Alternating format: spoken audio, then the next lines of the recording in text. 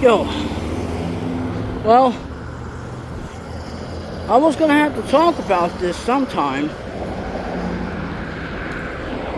but I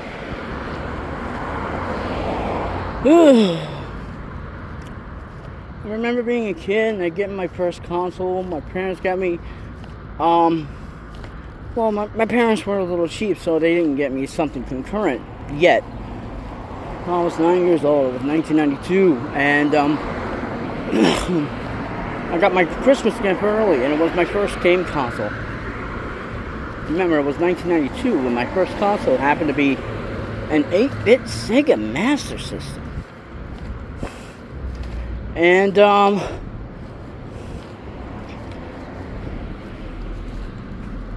it had two built-in games inside. It had Safari Hunt, a light gun game, because my parents got me the bundle console with the Sega Light Phaser. And the other game was Hang On, a port of the arcade motorcycle racer. And that was good for a little bit until I finally gotten my first new game as a prize. It was Wonder Boy, and it was my first time looking at this cartridge. And I had never ever really been considered intelligent, and that was my first time.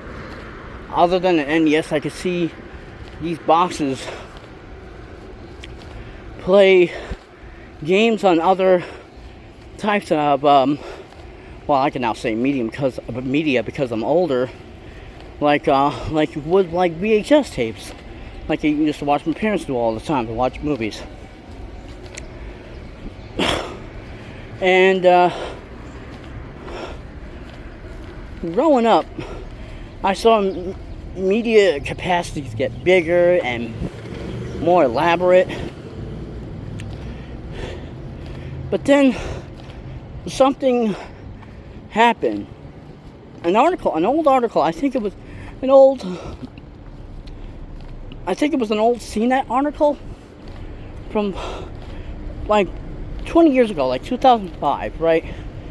Why Microsoft chose to not use HD DVD for their games to counteract Sony using Blu-ray for the PS3. And they said that it was pointless because of the cost involved of just using all the media in this DVD. I forgot who said it, but the person also said in the interview is that digital is the future anyway, so we best prepare for it.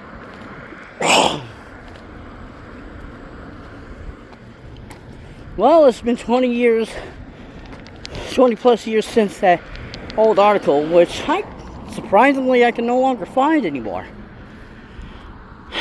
And Sony announces today, as I'm making this video, that in 2028 they will stop production of physical games for the foreseeable future. And it's really sad because I obviously miss the tangibility of it all. And people think it's a huge fuck up, but people are going to talk about greed again. But here's the sad thing about it. Deep down, I saw this coming when they first announced the discontinuation of their huge archival disc media. Right when I was hoping when they would have probably used it for PS4. But then I saw how much it was costing to make these kinds of discs, ranging from 200 to 500 gigabytes.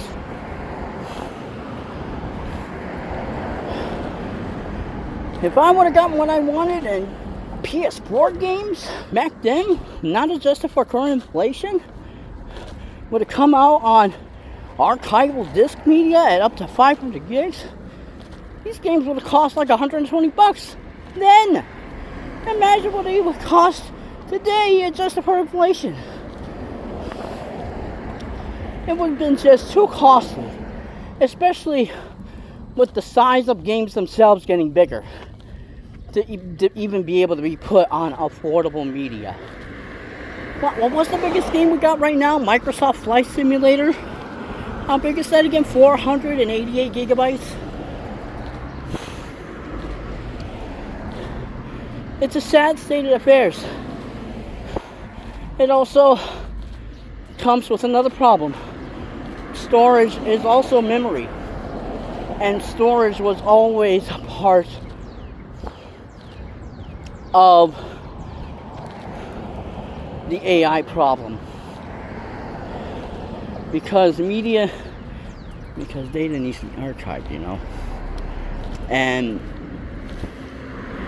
you need something to put it in, whether it's a hard drive, a solid state drive, or an optical disc, or a tape, or a cartridge.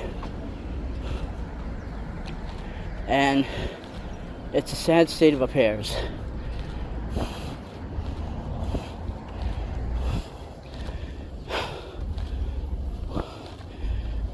We need to really investigate what's causing all of this fucking memory to go up in price, to force these companies to make these decisions.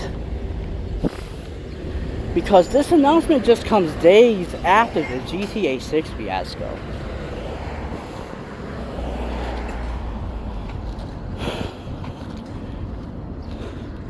It looks like we might be heading for a third crash. Brace yourselves, people. It's going to get a whole lot uglier before it gets better. If it even does at all.